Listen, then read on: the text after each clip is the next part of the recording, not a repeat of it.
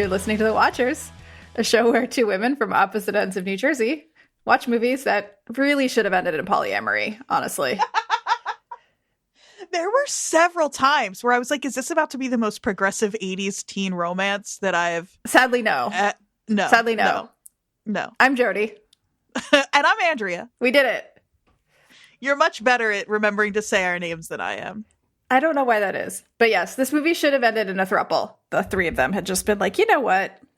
We're all vibing. Yeah. And I know that that tends to be my read on a lot of movies. Yeah. But this one really allows for it in a way that is, it's either like fully does. None of you should ever be talking to anyone else again, or you should all be in a beautifully open and committed and ethically non-monogamous relationship. Exactly. Like, it's one or the other. Because there were vibes. There were capital vibes. V vibes at some moments in this movie, kind of between everybody at every point. Yes. I totally forgot about some of those moments until I rewatched it and went, oh, okay. There was, I mean, we'll get into it, but I just want to say very quickly, some of the, again, I know that I am just, programmed to apply this lens in general. But there were a few times before we got far enough into the movie that I knew what the filmmakers wanted from us watching it. Yeah. Where I was like, are we going to find out that Watts is canonically queer and that she is pining for... But it is weird how... Sadly, no. In female desire versus envy, those things can weirdly look... Oh, yeah. Similar. Yeah. Anyway. Well... let's... So, not to get into the deep end immediately, but the internet's frustrated me because I was searching for references to this as a queer movie, because everybody I know that's on that spectrum somehow, that's female identified especially, and also people that identify as non-binary, I think, and also, I mean, everybody I've talked to in this world that has seen this movie has some sort of connection to Watts.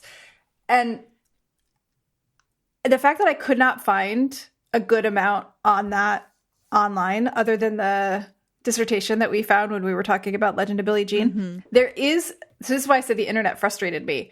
Apparently Lane Moore, one of my favorite internet follows, wrote a number of articles in a series called Secretly Gay Movies. And she wrote about this movie, but she wrote about it for Nerve, a now defunct website. And that article cannot be found anywhere. She also has written entries in that series for Autostraddle, I think. But the one on this movie is we should reach out. Yeah, we should, because she just put out a new book too. You will find your people. Yeah. Her first book was How to Be Alone. I love her. She's great. She also does Tinder Live. Oh, this looks lovely. You will find your people, how to make meaningful friendships as an adult. Yeah. No, she's fantastic. She talks a lot about the way that childhood trauma affects social interactions as an adult. You're listening to The Watchers, a book club podcast. It's going to happen. I know. Oh, yeah. So we watched Some Kind of Wonderful. And it was some kind of something. Oh, I think this is going to be another case of I watched this movie at the right time and you watched it at the adult time. Which I think is really fucking fun. I kind of really like when this happens. Yeah. I will say that what I said to you, I think all you need to know about how I felt watching this movie is that about 10 minutes from the end, I said, I'm not saying I'm not having a great time, but I have no idea what anyone in this movie is doing. Yeah. And I think that's fair. I mean, I think that one thing that we're going to talk about is how John Hughes was just kind of John Hughesing all over the place in this movie. Oh my God. He was just throwing John Hughes tropes everywhere. I had so much in them. Fun with this movie. If I didn't know that it is a John Hughes movie, there's a chance I might have been wow, they really tried to make a John Hughes movie here. Yes, exactly. I think is this one written and directed by? It's not directed by him. Okay, but it is written and produced. Yeah, and it's directed by someone he worked with a bunch. Yeah, I think the reason that maybe I had such a instinctive love of this movie as a younger person is because I understood what I was expected of me at the time, because it was a John Hughes movie in the era of like prime John Hughes. Right. And so I was like, oh yes, this is another of those things that I already love. But this one has a clearly queer character in it that is being made to love the boy. I think we should get through the plot and do all of that, because I think on my end, this episode is all I want to talk about at this point is Watts. Yeah, well, that's the most important thing in this movie to pretty much everybody who's ever watched it, including straight people. There are two very important things in this movie. Watts is one of them, and there's another character that I am my favorite character. Just in love with. Just chef's kiss. Totally. Perfect. This party is about to become a historical fact. What does that mean? I don't know, but I love it. I love it. I like knew this guy in high school. Oh my God, yeah. I was good friends with many of this guy in high school. Yeah, he is. This was my type of friend. He is maybe the most realistic character in this movie. Yes. This is what my girlfriend would look like with no skin. Shout out to my male high school friends. That is none of whom are probably listening to this, but who are this guy. It is such a funny. That moment is so funny because he's being tender. He's not being. It's so tender. He's not trying to be gruesome. He thinks it's really cool. If his girlfriend had no skin, this is what she would look like. Oh my God, I love him. So this is my job now, right? Yes, you have to summarize the movie. It is. You can do it. You're better at this than I am. Well, it's not just that. It's that I think I've gotten lucky with the movies I've had to summarize so far, because I bring you fucking Radio Flyer and Death Becomes Her. You know what I mean? Like, yeah. And you bring me this perfect little weird little gem. I mean, you could kind of leave it at it's a high school romance movie. I mean, that's kind of it. Wrong side of the tracks. It's a wrong side of the tracks. It's okay. Let's do it. Keith is a sensitive, artsy kid from the wrong side of the tracks. He works a job at a gas station. He is getting ready to graduate, or he's close enough that his dad, who is a hardworking man, he is a kind but tired father, which we have. We love a blue collar dad. Yeah, we really do. I didn't realize that was something that we were adding to our podcast vocabulary, but it is. We love a blue collar dad. It's so easy to spiral out, but that is one of the things I said to you. I was like, you and I are just like culturally programmed to care 100%. About the tired blue collar dad, but who really wants his son to make something of himself and go away to college, right? Like, you know, oldest story in the book. Keith has a best friend.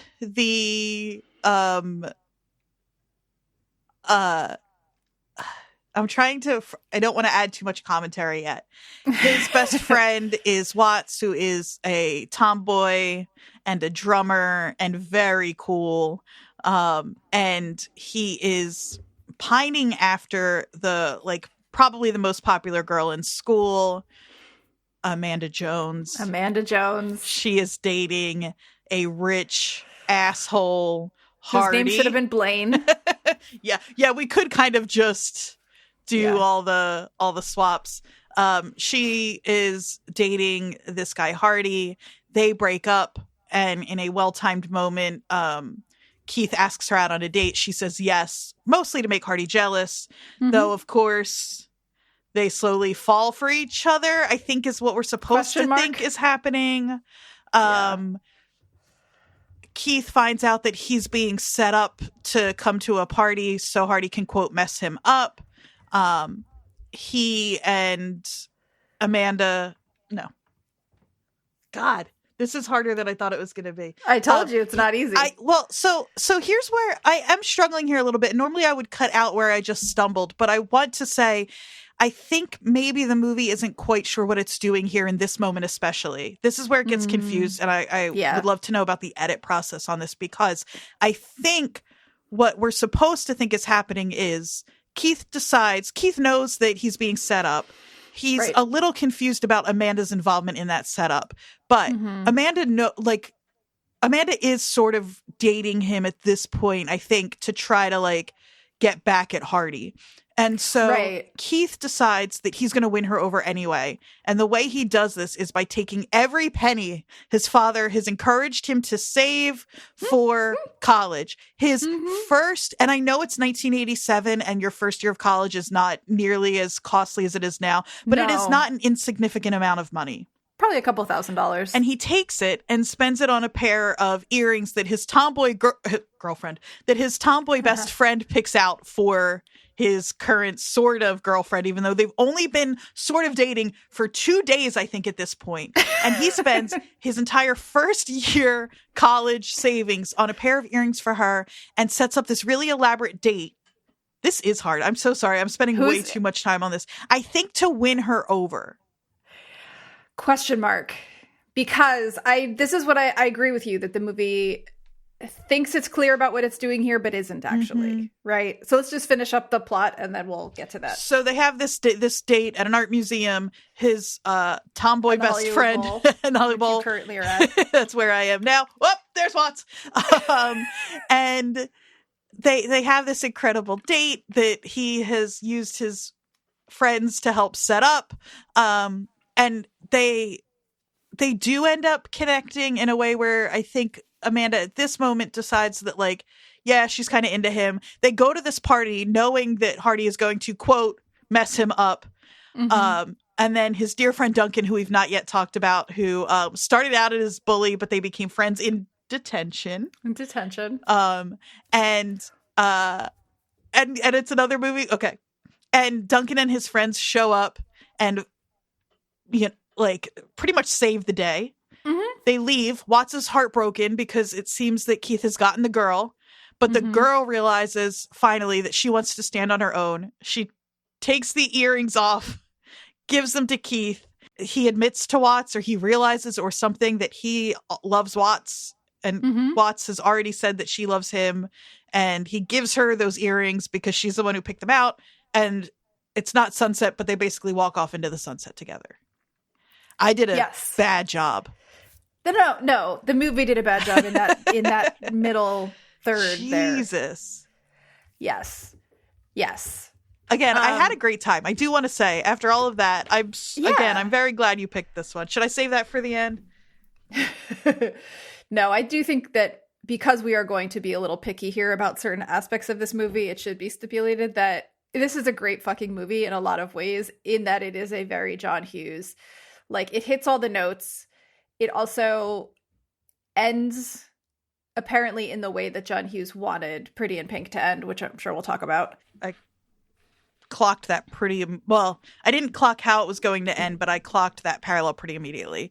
And it's funny because one of the things about being somebody who watches a lot of movies is you do have a, like, understanding of what to expect from a movie like this. But because it is a little confusing, I think I said to you, I was like, am I supposed to be rooting for Watts, or is this a Ducky situation? Right.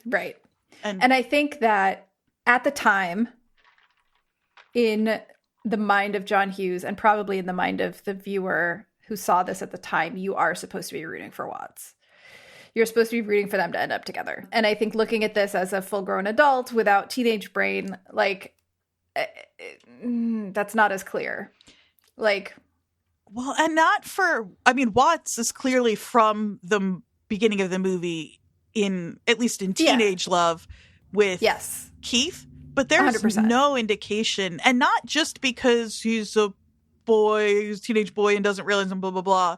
Like, there's really no indication that Keith has any interest in Watts, right? Like, no. And that is what I noticed this viewing. As a teenager watching this, I found, and this is teenage brain, I found things that he did and said and looked and all of that, that indicated to my teenage brain that he did have feelings for her. As an adult, I don't see it. No.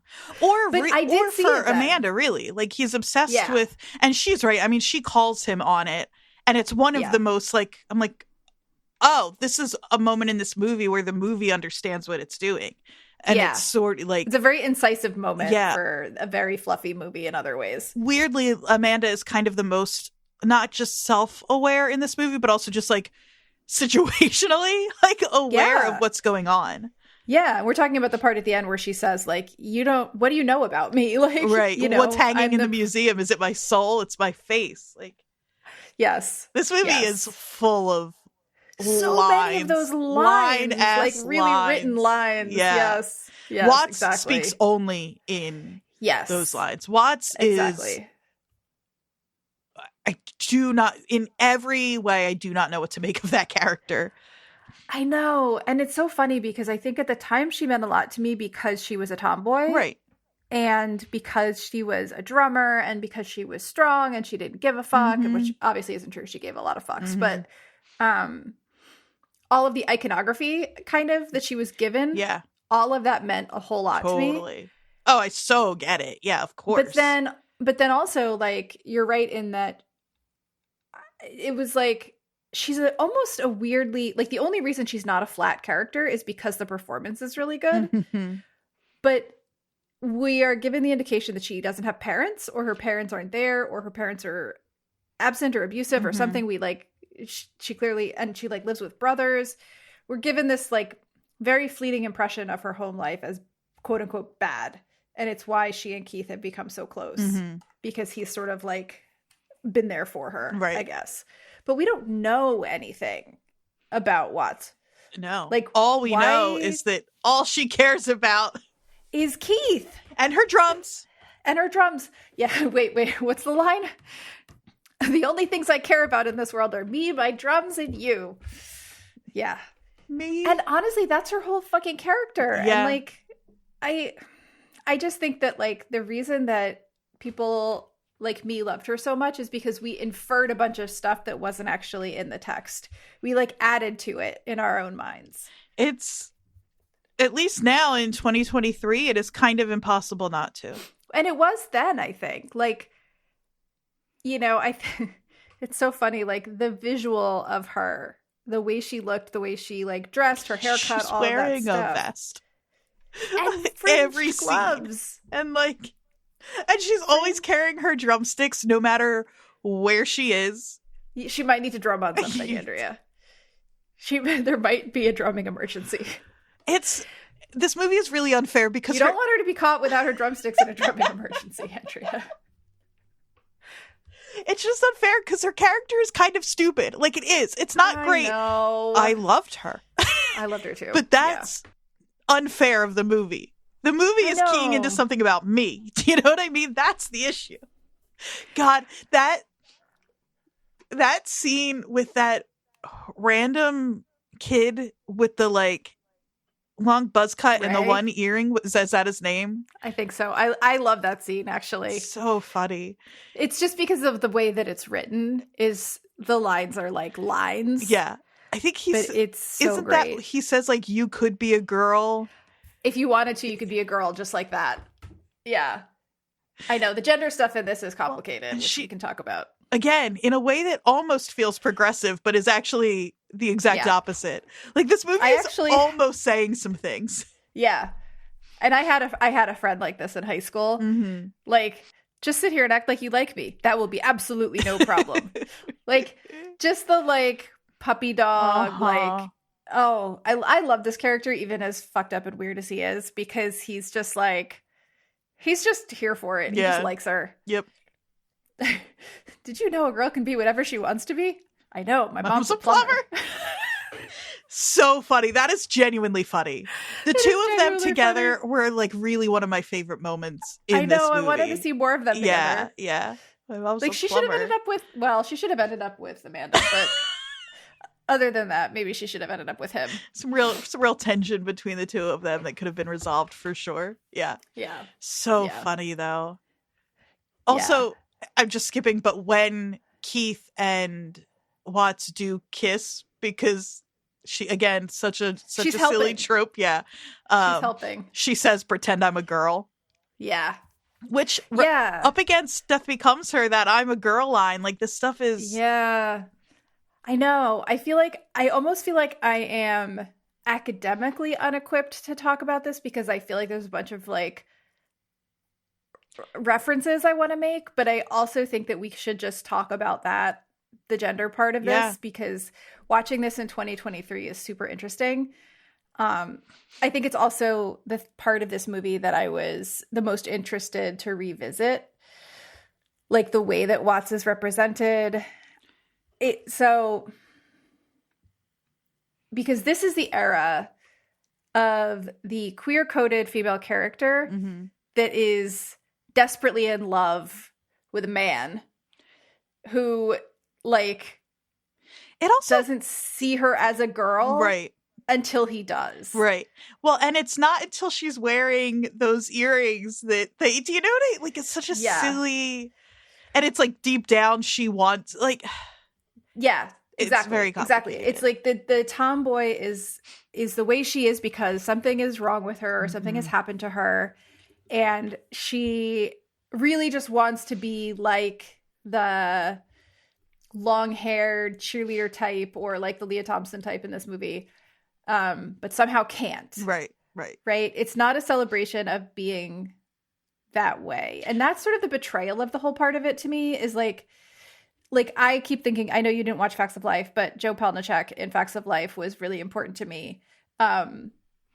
In my like internalized homophobia, I hated Joe until I realized later on why I hated Joe, which was like, she was a mechanic type, but she also like wanted to like have the hot man fall in love with her and like was insecure about herself and all this stuff. And it's like, that's sort of the part about this trope that I really hate is this type of person that becomes so important to the queer people watching this movie has so much like internalized hatred, right? Because of who they are and how they're representing themselves. Right. It's like, and that's a problem whether or not, because I also don't want to, it is almost impossible to read Watts as anything other than queer, like definitely like queer sexually. And then also there's like, again, almost impossible to not read some genderqueer stuff going on here to some degree.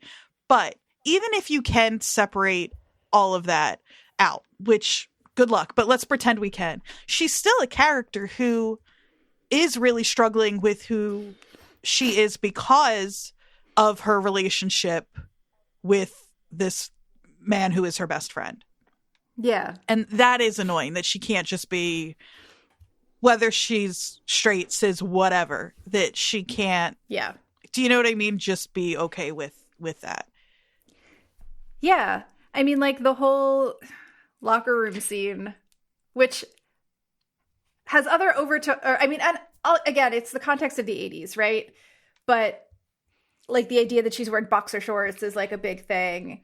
And it's like nowadays we look at that and it's so, you can't look at it with the same lens as it was viewed in the 80s. Well, and there are a lot of interesting things about that scene. But the thing that I found most troublesome about it was that whole scene happens and you see the way they shoot. This is not the thing that I see troublesome, but they shoot her like, the way that scene is focalized through Watts as she's looking at Amanda feels very sexualized and longing up to the point where Watts in her boxer shorts starts like holding onto her own stomach and like shifting how she's standing and stuff. Yep. So you realize that it's envy, and it's so frustrating that Watts can't, like, even if she wants to be in love with Keith, which is stupid, whatever, but why can't she be in love with Keith and also be Watts? Like, why does she have to be internally trying to like compare her? And it's because Keith is in love, quote unquote, whatever, with Amanda. Right. But it's like, it's so frustrating that they have to draw that parallel or whatever. And that parallel was everything in every movie my entire childhood. Yeah. You know, it was like, you want to be something you're not. You want to be this perfect version of the idealized body, person, personality, popularity level, all of that. And like, it's so baked in that I would never have like, it made complete sense to me when I watched it as a kid that of course she wishes she was different. It's really funny though that if we are taking this movie at face value where Watts is, you know, a straight cis woman, she's just a tomboy, she could very easily be Amanda. She is also a thin, beautiful white woman. The only difference between them is her drumsticks and her haircut. Yes, so like, and her boxer shorts. So it is weird. It is just, this is what I mean about, like, I don't really you know, the problem is the 80s and like the lack of subtlety with a movie like this is why. But it's so strange to me that it's like, it's not strange to me. It's very obvious to me what I'm about to say. But like, that she's so like her character is so like fraught or whatever, but it's all the stuff that she has put on herself that makes her that way, which is why then, I'm sorry I'm talking so much in this episode, but no please, but it's why it's so hard to read her as not having some sort of queerness, because that part isn't a choice. Like, if Watts were a queer character, if Watts were wrestling with her gender, then all of that other stuff is like, well, yeah, of course, because she's internally struggling. But in 1980, whatever this was, just they would never have done that. Beautiful straight white woman with short hair and boxers. Which was as close as anything was willing to come at that time. Right. To having this conversation. You know, no movie was gonna do that at the time. At least no, you know, successful mainstream movie. So I just want to, since we're on this conversation about the gender thing, I want to, since I did a little bit of research after watching it, because I hadn't seen it in so long. I want to talk to you about the original version of this script. Ooh. I genuinely can't wait to hear this. So this was originally conceived as a sex comedy. A la Porky's? I don't know if I would go that far. It was still a John Hughes type movie, but here, let me just read this to you. This is from a Mental Floss article. We can link to it. There was the first draft that was sort of like a broader sex comedy. Mary Stuart Masterson told Entertainment Weekly, explaining that my character was named Keith and she wanted to be male. Yeah, you think they would have done that well back then? I don't think so.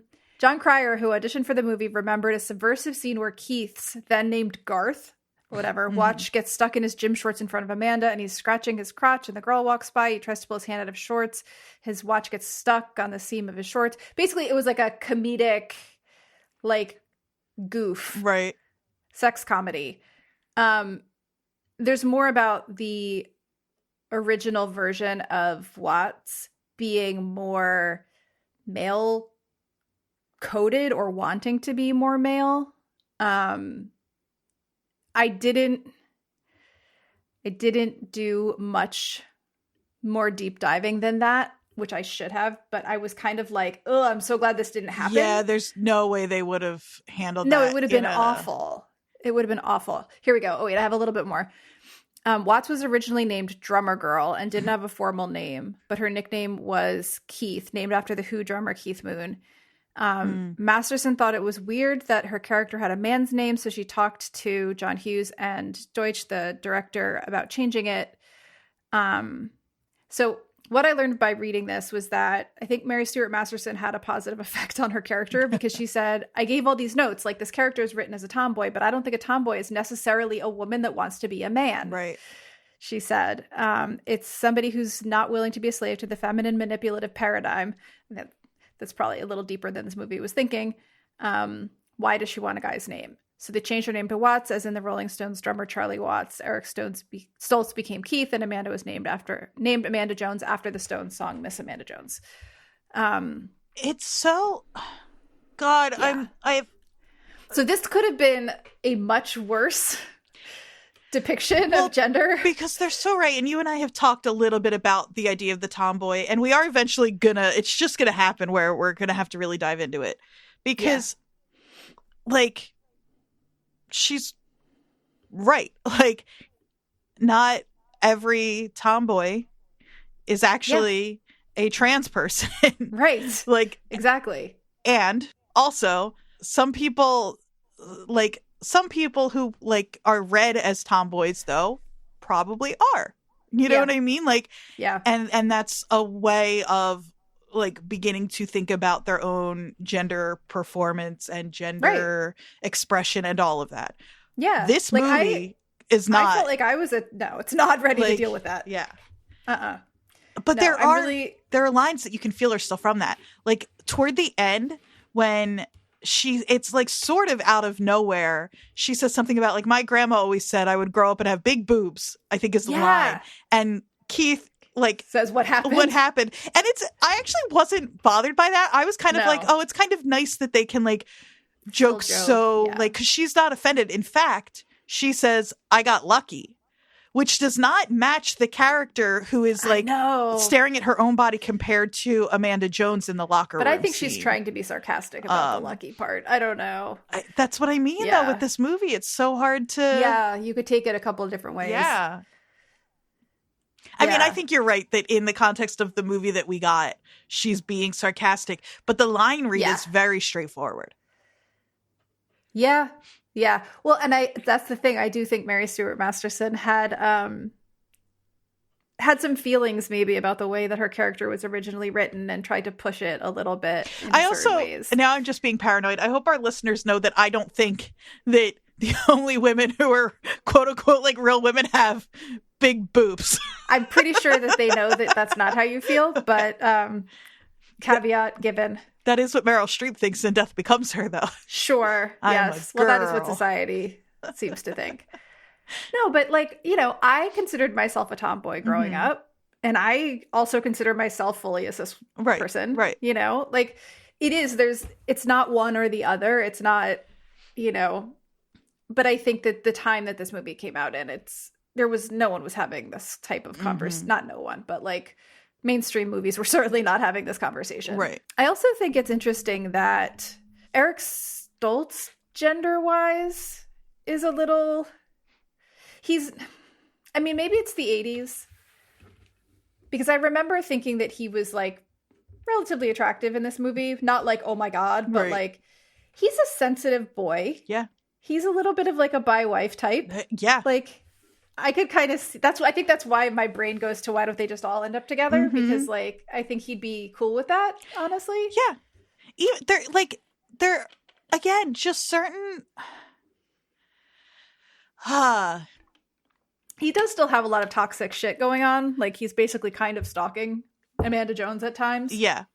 But when they play him, it's funny because it is a fault of the time and all of that. So his like foil, I guess, in this movie is Hardy, right? Yeah. Because they are both sort of treating Amanda as a status object, as, you know, like they're kind of like using her as the thing. Like it's all about the two of them, right? Like they're just fighting through Amanda and like, yes, that way. But I kept thinking like, I don't know, they kind of look alike. Yeah. Like you could flip them. Yeah. Each one could play the other character really easily. And the way that they differentiate them is instead of combing his hair back, Keith's hair falls like feathered and face. Light in his face. And it does make him seem... Also, Keith has grease on his hands. He's greasy. I was just going to say, it does make him seem much softer. The thing that really differentiates him is, which they mention a lot and show a lot, are his greasy hands. When he and Watts are kissing that first time and they show the close-up on his hands, he kind of like grabs at her waist. Because just the way that was shot and his hands being so covered in grease, I thought he was transforming for half a second. Like I thought, I was like, Keith's a werewolf? Just for like so quick before my like actual brain got to think about it. Do you know what I mean? God. But I was like, is this a Teen Wolf movie? Because that rolls. Oh my God. But it's not. He just, you know, he's just hard working, so his hands are dirty. Yeah. Which I think Eric Stoltz is an interesting choice here. Like, I'm trying to remember, like, he had done Mask. That movie with Cher at the time. He's kind of the, like, sensitive heartthrob in this movie. And I get it, but I don't get it. I think maybe it's just because I remember at the time being like, I don't think he gives a sensitive heartthrob. He just doesn't feel like...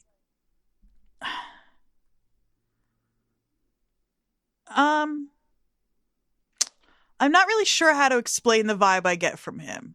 I'm not, no, that's not even it. I'm not sure who I think would have made more sense in this role.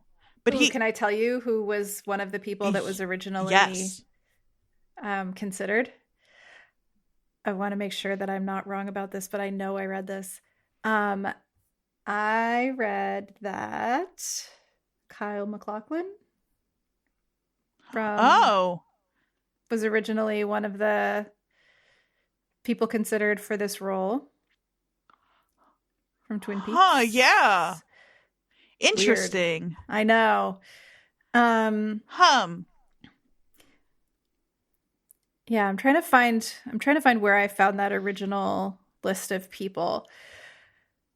There was a lot of sort of shuffling around of this movie based on, like, it had that original version that was more of like a sex comedy, and then it had one director, and then it had another director, and then they kind of not meanly, but like kind of unceremoniously ditched that director to go back to the original director. There was a lot of, like, I think you can really feel all of that in this movie. Yeah. I think that all of that is why I was confused several times throughout.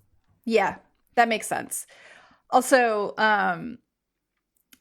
so Leah Thompson is married now to the director of this movie. They met on the set. Oh. And he was, like, kind of falling in love with her as they filmed. Interesting. Apparently they didn't date while this movie was happening. She was engaged to Dennis Quaid at the time. Oh, okay. Yeah. But they're still married. Very sweet story. Apparently that painting of her in the museum, he was so, like, infatuated with her. He had like 10 paintings made. They were, like, never right. And so he kept having another one made, and they have, like, 2 of them in their house now. So that's a little creepy, but maybe it's the Yellowjackets moment. I know. Maybe it's the Yellowjackets in me, but I struggle with a man who wants to make many paintings. The same woman. Yeah. I know. I agree. It's a little off, but yeah, so they met on the set of this movie and are still married and have 2 kids. That is kind of nice. Yeah. So let's talk a little bit about we talked about the gender stuff a little bit, but we kind of also intimated that this is sort of a gender flipped version of Pretty in Pink. Mm-hmm. Should we get into that? Yeah. The Ducky of it all? Yeah, I will say Pretty in Pink and 16 Candles are 2 movies I have not seen in a very long time. They're on my list of, like, John Hughes movies. I think they're just on the lower end for me, like, not in a quality way. I know that people love them, but so wait, what are on the upper end of your John Hughes movies?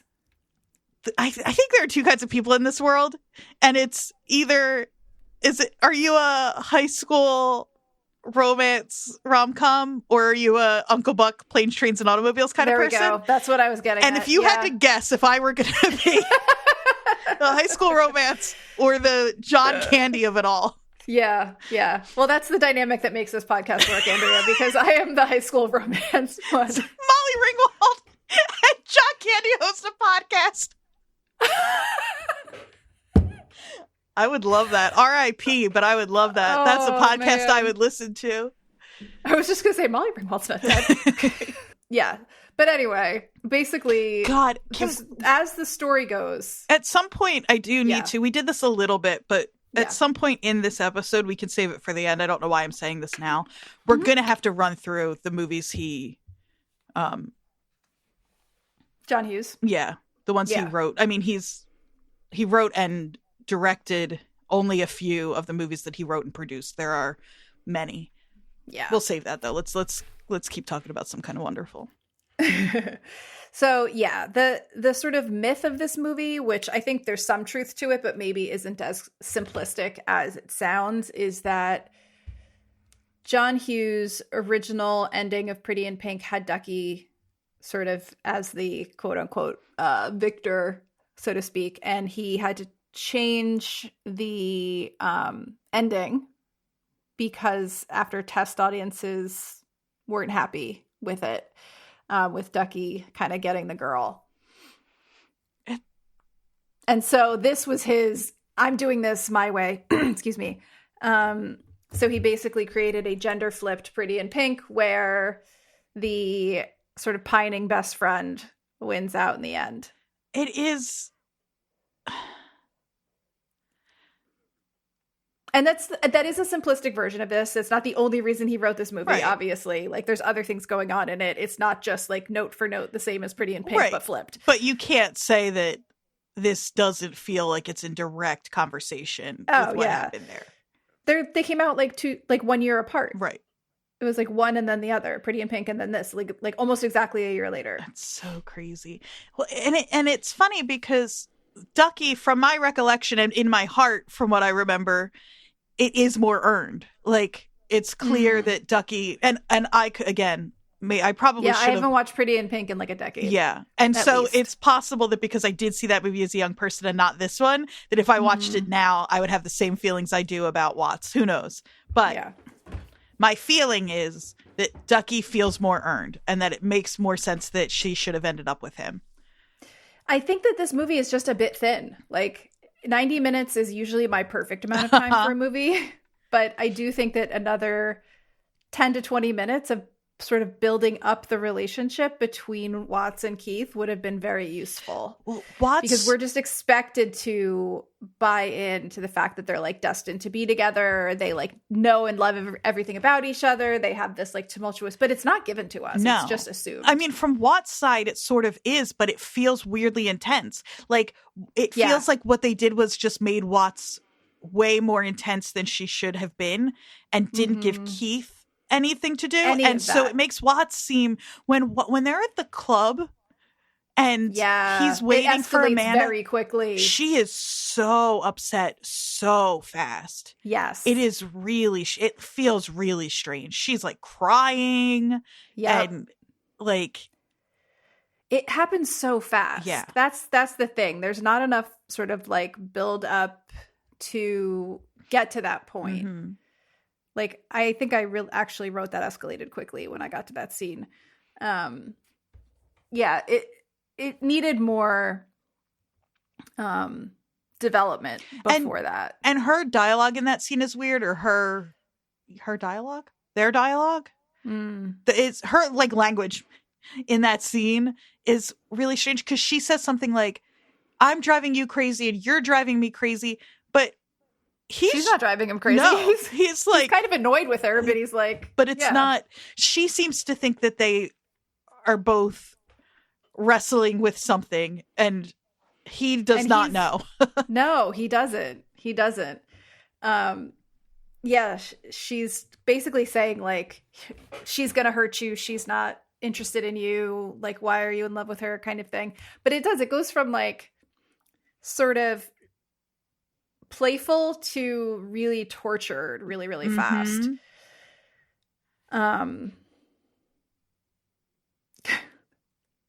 The lines, better to swallow pride than blood. Oh my God. It's like it's trying to be Shakespeare. She is so over the top. And again, in a way that I do kind of like. Yeah. Like, for all my complaining about her intensity, also what I like about her is how weirdly intense she is for no reason. I think we're supposed to think she's this way because of her tumultuous upbringing, right? Like, sure, I guess. Yeah.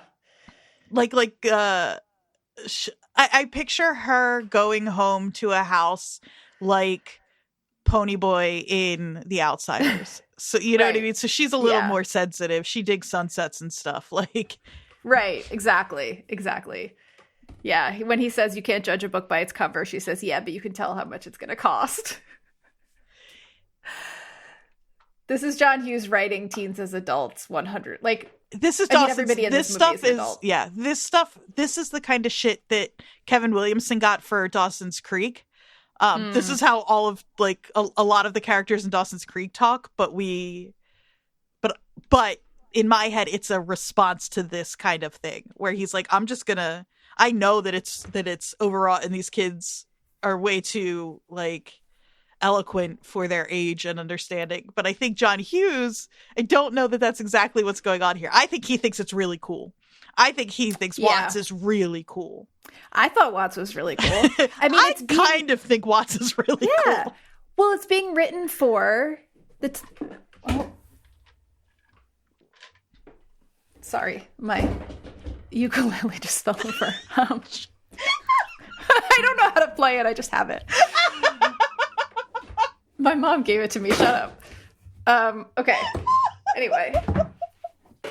Oh, oops. I just kicked it. I don't remember what I was saying. So it's being written by somebody who writes teenagers this way, but it's also being written for people who like know this type of movie now and are expecting it and expecting this type of thing. And also like this movie came out in what, 87? 87. So I watched it. I don't think I saw it in the theaters, but because I don't know that I was going to romantic comedies when I was 12. But I definitely saw it in my preteen years. Right.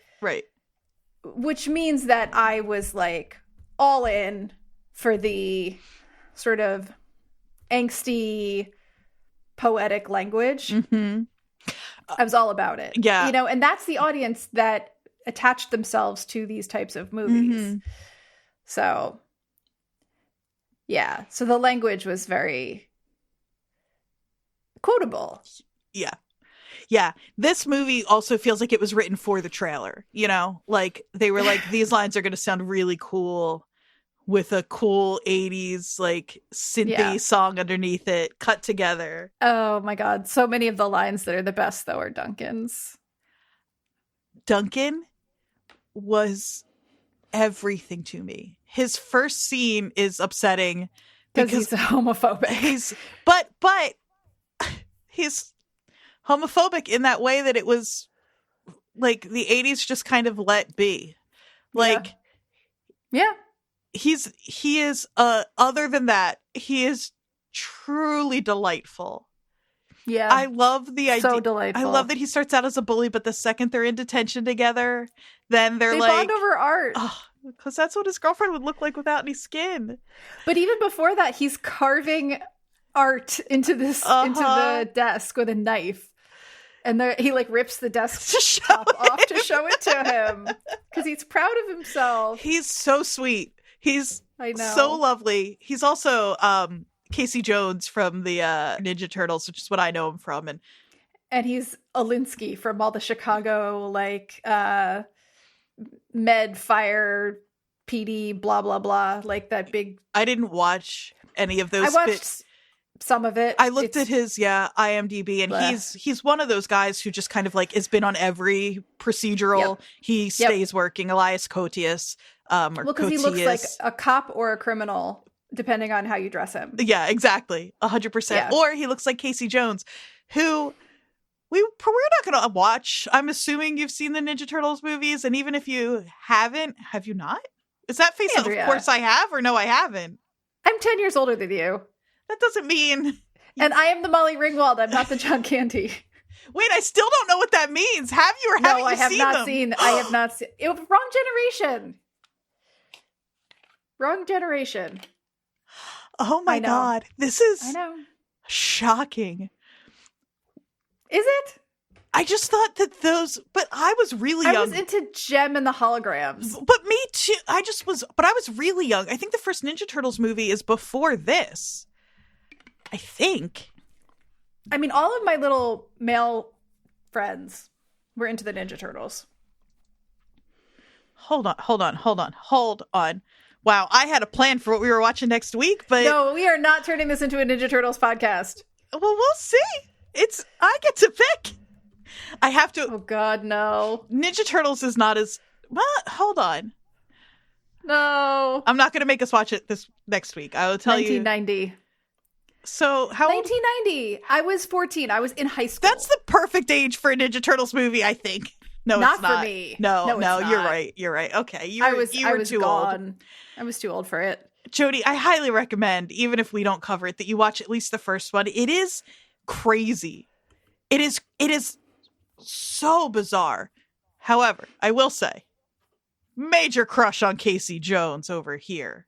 Got it.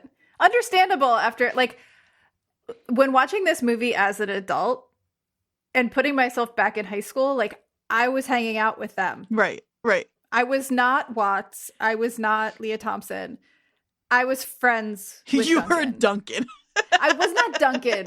I was friends You with were hanging Duncan. out with Duncan. You were coming to the party at the end with Duncan. Yeah, probably. I was probably staying out in the car smoking cigarettes. I love him. He's got Casey Jones vibes too, where like, he's like so weirdly kind of a himbo in a weird way. He's got like a totally. punk himbo. Absolutely. Yes. His dad works in an art museum. Those were filmed at LACMA in LA. I know we don't do anything with the video for this podcast. You looked so excited just now. I lived in LA briefly and I really liked LACMA. This is I became also a member. one of the, because I jokingly, when I was introduced to Duncan, before I was paying attention to the setting of this movie and knew it was a John Hughes movie, so I just assumed we were in the fictional town of Chicago. Shermer, Illinois. Yeah, exactly. Outside of Chicago. Which is a fictional town. But I said to you, why is Duncan from Newark and everyone else is from Shermer, Illinois? He just is. He's also 26 in this movie. And looks it. He's balding. So was Eric Stoltz, like his actually. head is shaved. I know. Not because he's a skinhead, though that's how he's credited in the movie, but because that is a balding middle-aged man almost. Yep. I love him. I want to be very clear. I love him. I love him so much. He's perfect. He has the best lines in the movie. Yeah. Apparently, he had less of a role in the movie originally, and everyone loved him so much that they just kept writing scenes for him. Oh, I love when stuff like that happens. I know. That's the van of it all. Yeah, he was like a little incidental character that was like a foil for everything, and then they liked him so much that they kept including him. That's fantastic. He's just incredible. You said, and I talked over you to talk about the setting, but the fact that his dad works in an art museum and he's got a good enough relationship with him that his dad is letting him and his friends come hang out. Yeah, he's got a good dad. He's just a lunk. He's really everything in this movie because the two pivotal moments are Keith finally wins Amanda over, and he does that through this really incredible date that Duncan is responsible, that Duncan and Watts are responsible for. Yeah. And Duncan's very silent friends. He just has a silent coterie of friends. Oh my god. The one dude when he 40s. Yeah. Oh yeah. I know. This party is about. Well, I can't believe you haven't historical seen. Fact. Does he mean like because I'm going to kill everybody and so it's going to go down in? I don't know that the kill everybody was part of it because he does say right after that, I'm just going to make him cry just a little bit just by looking at him. Favorite line. I know I said my favorite line was the thing about his girlfriend with no skin, but that line is so funny and so self-aware. Like he knows he's the scary punk, but actually he's a sweetheart. Yeah. Yeah. I know. There was also a little bit of mixed up files of Mrs. Basily, just the museum vibes at night. A dream. I was going to say, why is it a dream for me? It's a chicken or the egg situation. Is that book so important to me because that's a dream I have, or is that a dream I have because of that book? I know. No, I know. Museum After Dark, I'm in 100%. I will say this movie did kind of make me hate artists, though. Because of Keith? Yes. He says, I like art. I work in a gas station. My best friend is a tomboy. I'm like, okay. 3 strikes against him. Yeah. Yeah. Well, he has... No, the fact that he put his fucking painting in the museum. Isn't that illegal? Isn't that illegal? Yeah. The ego involved. Come on. Your painting is not that good. Yeah. Let's start there. Yeah. He has a coming out scene to his dad. Like, he says, like, didn't you go to school with the kids who, like... I forget what the line is, but it feels like he's going to come out to his dad, and he does, but he comes out... As the weird kid. He comes out as weird kid, as an artist. movie is almost doing a lot. I know. And it's like kind of arguing for the artist, but also saying that they're so dumb that they're going to empty their college fund to buy earrings. Like, I can't believe his dad didn't murder him. He should. This is a movie where the dad was too nice. I know. A year? His whole first, like... And it's for a bad... That's the other thing. It's not for a good reason. There's a version of this movie where he does spend that money on something like... I don't know what. Applying, like... So there's, like, some art, like, school that he really wants to go to. Yeah. And that's where the money goes. And his dad's like, no, you're going to go to be a lawyer or whatever. Or you're like... the rebellion had been, like, applying to, you know, an art RISD? program. Then fine. Yeah. No, there's actually, I read a revisiting of this movie by the cast article, kind of, that came out Entertainment Weekly in like 2019. And they interviewed like the main actors. And Leah Thompson, talking about that specifically, said, I thought it was a bizarre plot point, to be honest. A very strange thing that he would cash in his college money to buy these stupid diamond earrings. And we're supposed to think that it's subconsciously he and Watts are doing this because they love each other, and which he picks out the earrings that Watts likes because they're really for Watts, because then they try to make it so playful at the end where he's like, you knew these were for you, and she's like, well, I hoped. No, she didn't. I know she was maybe doing some like wish fulfillment. We're seeing him spend the money on the earrings she wants. But she did not think there was a chance that Keith had feelings for her. That was not. I know. That's what I mean about there needing to be another 10, 20 minutes of buildup. Also, you were, I didn't buy it. No. Also, you are asking for infection. Do not put earrings that have been in someone else's ears in yours. What are we? I was going to say that. Oh my God. Get the alcohol out. Jesus. You've got to wipe them with alcohol before you do that. It's 1987, not fucking 1887. I think even then they knew better. I was going to say that in the very beginning, and I didn't. Yeah. So gross. Disgusting. So gross. I know. Oh, I found the quote about the paintings. Leah Thompson in that same article said, Howie had a really big crush on me, and I was engaged to Dennis Quaid at the time. That's a great sentence. I know. The painting was such a big reveal, and Howie just couldn't get anybody to paint the painting right, so he had 12 paintings painted of me. They're still lurking somewhere. They're still in the Paramount warehouse somewhere. Creepy. Horrifying. I mean, they're happily married with 2 kids, but yeah. I do like the idea of the painting, because the painting's fine. He's a high school, like, he's not fucking... For a high school student, yeah. It's pretty fucking good. But I do love the idea of that reveal being a pretty bad painting. Yeah. Yeah. That's very funny to think about. Yeah. Yeah, Eric Stoltz also was the one who said that they all wanted to have more of Elias Koteas, the guy that plays Duncan in the film, because he was beloved. In the original script, he only had a few lines. And we discovered how unique and talented he was. Howie Deutsch kept expanding his role. He's so charming. I know. The whole thing was filmed in LA. This was like the sort of this was also the last of John Hughes' teen movies before he started making the movies that are on your side of the chart. So right after this, he kind of started making more of the movies that you're talking about, like Planes, Trains, and Automobiles. Speaking of the wear of this, the fact that it's filmed in LA, like it feels very LA. There's a mall. There is a mall. I did write that down. But it does still keep that right side of the tracks, wrong side of the tracks thing. Quite literally.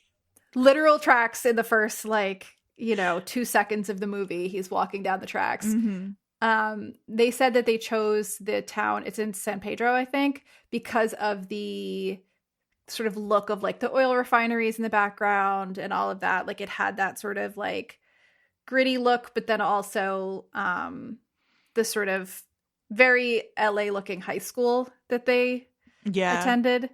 Just as a side note, as a history nerd, there was a big WPA sign on that high school, which I thought was really cool. Works Progress Administration helped build that building. Huh, interesting. Shout out to public funds for the public good. I think, we didn't talk about, quickly, we should talk about the Jersey connections that we found. Because we did, of course, find them. Of course we did. And we have not tied it to Jersey yet. So mine was very... Yours is so funny because it's desperate. It's pretty desperate. Like, I was like, how did you even get here? Do you want to tell yours first? Okay, sure. Mine is sad. Mine is less weird. Like, mine is actually, I'm not still pretty desperate. I'm not sure which one of them is more tangential. I think mine is sort of more tangential. I mean, the obvious one is just that there's a mall in it, but that could be like a number of movies. For me, so I was trying to find out who the actor was that played the gym teacher, because I'd seen her face in a bunch of other stuff. And I was like, oh, wait, I recognize this person. Like, where do I know her from? And so I looked up her IMDb, whatever, Wikipedia. Her name is Lee Garlington.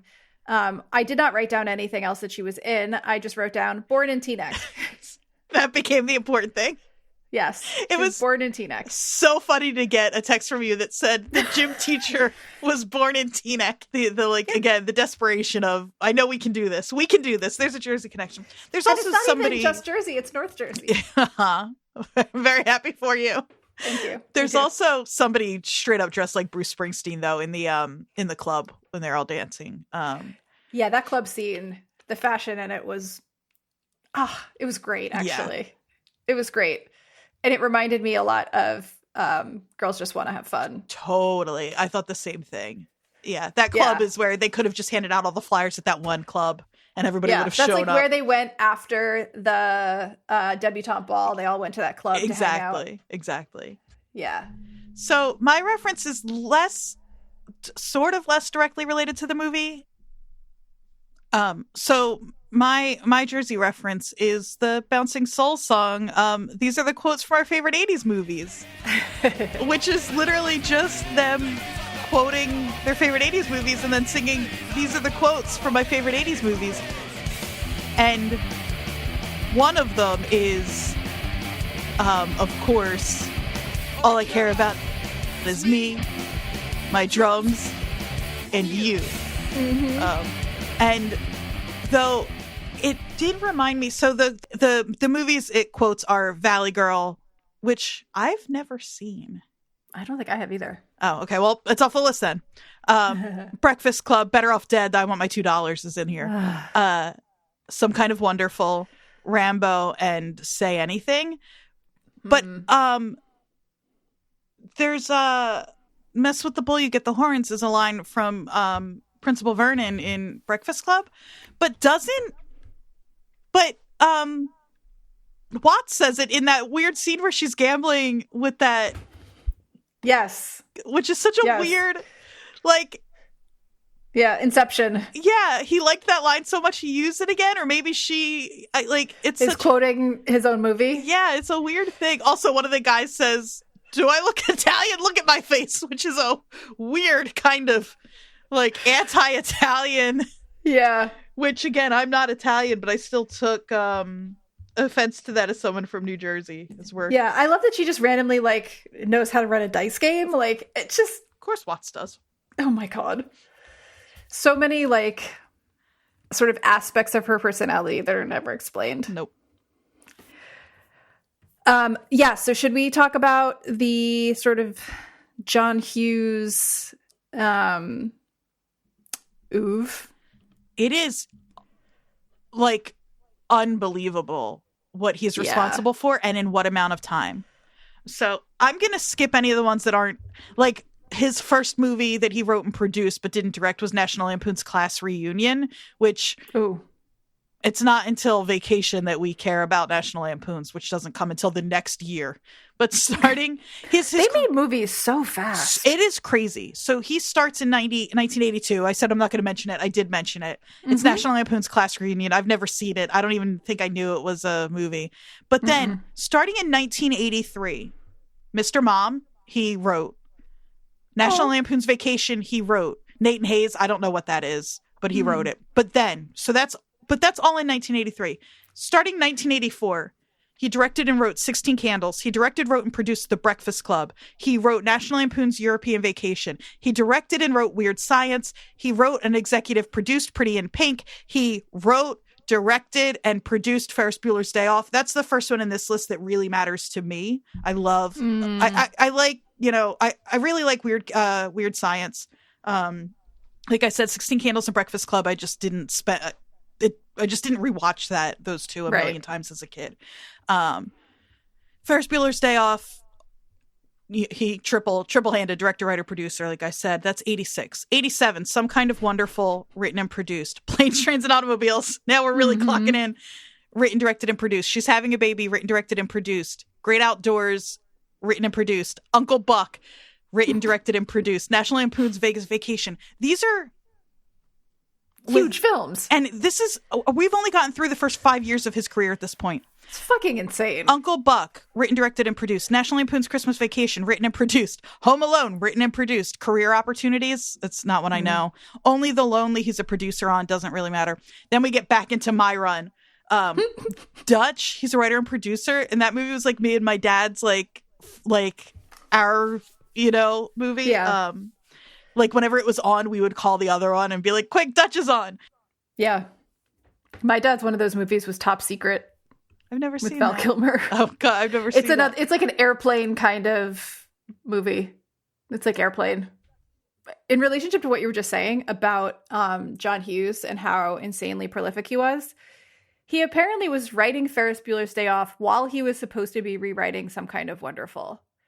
So this is from that same Mental Floss article. It says Deutsch and Hughes would work on Some Kind of Wonderful script late at night, and Deutsch would fall asleep on the couch in their office while Hughes typed up rewrites of the script. He would stay up all night, music blasting, and at like 5:30 or 6 a.m. he'd hand me what was supposed to be a rewrite on Some Kind of Wonderful. Deutsch told blah, blah. We needed 5 pages, and it was 50 pages. I said, what did you do? He said, oh, I didn't do that. I did something else. Tell me what you think. And it was Ferris Bueller's Day Off. He wrote the first half of the movie in like 8 hours and then finished it a couple of days later. Insane. It is insane. And to remind everybody, in quick succession, Pretty in Pink, Ferris Bueller's Day Off, Some Kind of Wonderful, Planes, Trains, and Automobiles, She's Having a Baby, The Great Outdoors, Uncle Buck. That is a 3-year period. And then it's so crazy. And then, like I said, Dutch, Ethan Embry, Ed O'Neill. And then a movie that I love that you haven't seen, he wrote, directed, and produced Curly Sue. Mm-hmm. It's another young kid movie. It's funny to think about this now as pairing Pretty in Pink and Some Kind of Wonderful. And then Dutch, again, is a movie about a kind of like cranky man bonding with a young, precocious kid.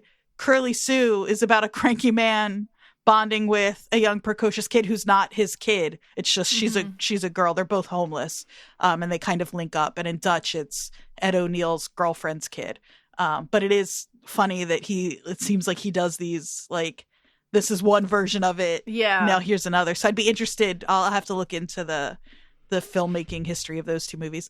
And then you, I'm sure, don't care nearly as much about this as I do, but you were way too old for it at this.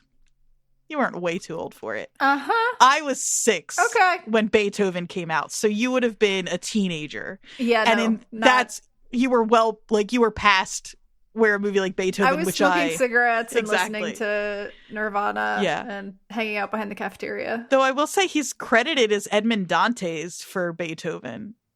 And Edmond Dantes is the protagonist of The Count of Monte Cristo. So it's very funny that he's using that as his fucking pseudonym for Beethoven. Home Alone 2, Lost in New York, Dennis the Menace, Baby's Day Out, Miracle on 34th Street, 101 Dalmatians, Flubber, and then it gets weird. It's like, good God. Yeah. But that's 10, that's less than 15 years, all those movies. And then some like weird ones like Drillbit Taylor and Made in Manhattan. We don't need to, he did the stories on. Well, and sort of in relation to that, I feel like because this and Pretty in Pink were so close together, apparently he offered Molly Ringwald the role of Leah Thompson took, I think, and she declined it because she felt that it was too derivative of the other films she'd already made with him. Which it is. Yeah, exactly. Oh, no, he wanted her to play Watts. Funny. Which would have been interesting. He also offered a part to Andrew McCarthy, who also turned it down because it was too close to like other things he had done. Would he have been? I'm guessing Keith? Yeah. Or maybe Hardy. Be a weird Hardy, but also a weird Keith. Huh. Yeah. And also apparently Leah Thompson said yes because she had just done Howard the Duck. Have you ever heard her talk about that movie? I don't think so. She's in this article, she says, I was so freaked out because Howard the Duck was such a brutal bloodbath. I was so afraid to even look the crew in the eyes. I cried the first day of shooting. I was like, I don't know how to act. I just felt so vulnerable and beaten. In a way, it was like getting on a bicycle after you fall down. That is wild, because what I know about it is she's been the biggest champion for a sequel. Like, she really wants a Howard the Duck too. It's really interesting to hear her talk about. She has, I guess both of those things can be true, but I think she has a lot of weird love for that movie. I'm sure she does now, but at the time, I think it was such a disaster, like, originally, that... I love that movie. Yeah. Are you a Howard the Duck fan? It creeps me out. That's fair. It creeps me out too. That's why I like it. Yeah. I always forget what a bomb that was. It makes sense that it was, because it is so weird. Yes. Wait, am I wrong about this? What? This article I'm looking at from this month says, despite the immense popularity of the movie, Thompson had some pretty bad memories from the film, as the actor later revealed that she regretted doing the film. But I've definitely heard her talk about she clearly has some complicated feelings about this movie, because this is a quote from her. People love Howard the Duck, and those are some of my favorite fans, because anybody that goes, I don't care what anybody says, I think it's really cool, is my kind of person. I love that it's had a resurgence, and I love all the fans because they're iconoclasts. They don't like to be told what to like and what to hate, she added. The actor claimed that she is a Marvel queen with crimped hair and a guitar, crowned even before the beginning of the Marvel Cinematic Universe. And she wants to direct. She wants to direct the sequel. Oh my God. This is so interesting. She's like serious about it. I've been directing a lot of sci-fi shows, big shows, to learn how to do the special effects and all that. I've been trying to learn all my special effects just in case Marvel calls. You need some more women directors, she told Jimmy Fallon on a Tonight Show appearance. Oh my God. The studio passed on the project. Like, they pitched it and everything. Wow.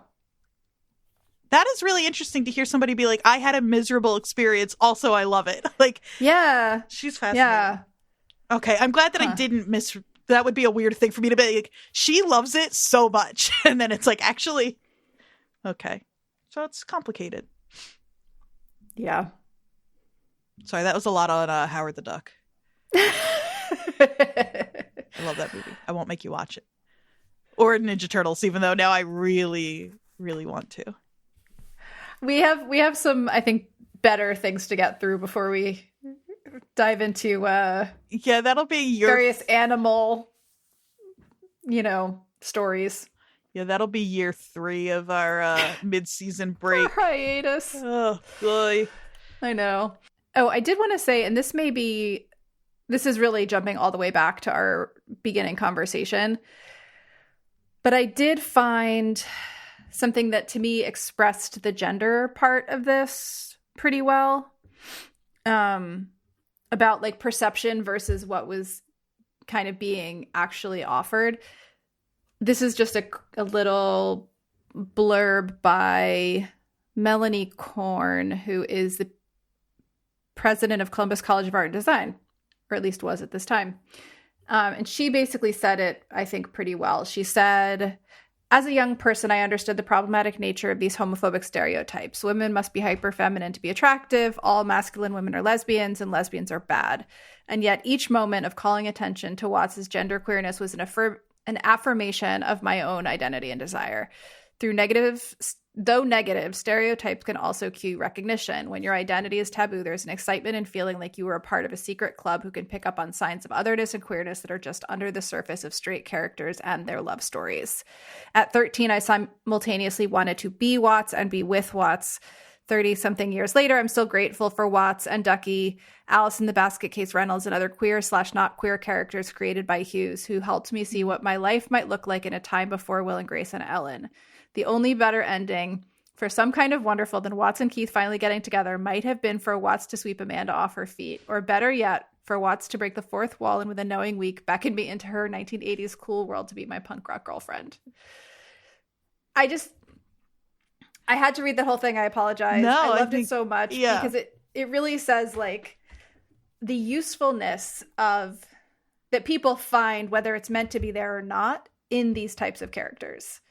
Despite how confused I was about parts of this movie, I was not confused for a second about why you loved it so much and why even today in 2023 it's a movie you still wanted to revisit.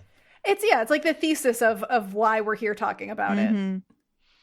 Yeah, I don't feel about this the way where like I keep holding Radio Flyer up as the example of maybe like a misstep, even though I'm glad we talked about it and I do still love that movie. But it's challenging to think about that being a movie that still matters to me in a way that this, I don't think if I had been you this week, I would have felt the need like to defend myself in the same way I sort of, or the movie in the same way I sort of did with Radio Flyer. Like it makes so much sense. Yeah. I will say Candace Cameron is in this movie, and she can fuck off. Talk about his siblings. They're both annoying. So annoying. Yeah. And in like a really like, it's like not in like a charming little like you know, like Shannon Doherty and Girls Just Want to Have Fun. Yeah, exactly. They're just where she's annoying, spunky and annoying, but also like useful and fun. Yeah, they're just there to be annoying. Yeah, I like this movie. This was fun. I'm glad we filled in a little bit of your John Hughes list. Yeah. Yeah. Well, my John Hughes list, I think we've crossed everything off now. I think any of the ones that matter, like obviously whatever in Hayes was, I think I've got all of them now. Yeah. Oh, I just have to point out that the you're thumbnail missing for this one. I am. Before we get to that, though, I just have to point out that the thumbnail of this movie is the bisexual lighting meme on Max. Max knows. I feel like there's got to be like, you know, a queer person that made that graphic. Oh, yeah. Also, I just want to point out that I think the reason I didn't buy Eric Stoltz in this role now, and maybe did then, is because at one point when I lived in the city, I ate brunch near him in the East Village. He was at a place that I was having brunch with my friends, and it just was like, okay. I like that. What if now maybe the only movies you pick are ones where, because you and Mr. Big also had a moment, right? Oh, that's right, at Katz's. Yeah, I wonder what other weird celebrity encounters when I lived in New York I could mine for content. That's a great question. There weren't that many, sadly. That's so funny. Is there anything you want in our little bits of housekeeping to? I don't think so. I am going to be in Jersey. It's very exciting. I'm going to be home this week. I'm going to be home.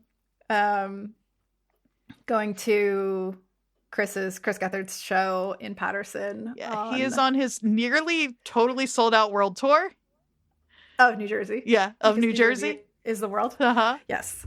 Yes, I'm very excited. So, going to the Patterson show.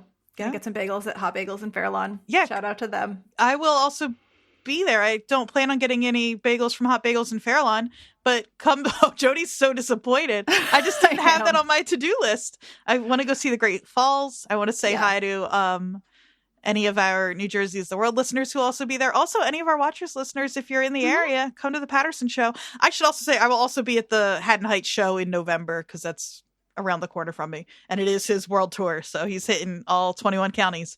Yeah. Yeah, that's it. I'm going to be in the homeland. So listeners, just really take the Jodie you've known these past, I think this is episode 20, episode 19, these last 19 episodes, and bookmark this, because the Jodie who's coming back is going to be bigger, better, stronger, faster. The accent will be back. Yeah. You're recharging. I am recharging. I'm so I need to excited breathe for the you. air and drink the water so that I can get my strength back. You're going to be so strong. I can't wait. I can't wait. It's going to be fun. Put it in my veins. Yeah. I have a recommendation and then I have a question. My recommendation is recently, let's see how recent. I just want to recommend a podcast in general, but an episode in particular. Okay. Oh, I think I know where this is going. There's a podcast I really love called Gender Spiral. And with that title, you can imagine that it is something that has some like spiritual, I would say, connections to some of the conversations we have. Hosted by Allie Beardsley and Babette Thomas. It's fantastic. Every episode's great. But recent episode, August 8th, is Pirates, Vikings, and Skateboarders. And it's Liv Houston, who we love so much. That's our Van from Yellowjackets. And they have such a fun and funny and thoughtful and frank conversation about gender and queerness and all of the stuff that we're interested in too. And also they're all just lovely and delightful. And I was like just smiling so big listening through that whole episode. And Liv continues to be the coolest person on the planet, I think. Maybe. Yeah. No, I'm excited to listen to that episode. You sent it to me. It's just, it's great. And you'll feel good after you listen to it. So go check it out. And then the other thing is, I don't know how you and I didn't know about this show until NJ.com posted an article about it yesterday. There's a new teen like thriller series on Amazon. It's based on a series of young adult novels that I also can't believe I didn't know about, set firmly in New Jersey. It's called Shelter. It's by Harlan Coben. He is a mystery writer, and I think this series is sort of a like spiritual spin-off to an adult series that he writes. But it is set and filmed all over New Jersey. I think it takes Livingston as its inspiration, though I think it's set in a fictional town. I have no feelings about Livingston other than what I've absorbed by osmosis through our West Orange friends, but yeah, it's called Shelter, and it's gotten, from what I've seen, pretty good reviews. It's got a 83% on Rotten Tomatoes is the tomato meter. Its audience score 79%, which isn't bad. No. I don't know, again, that I can't personally recommend it yet. I'm actually talking about on the podcast because I'd be interested if any of our listeners have seen it.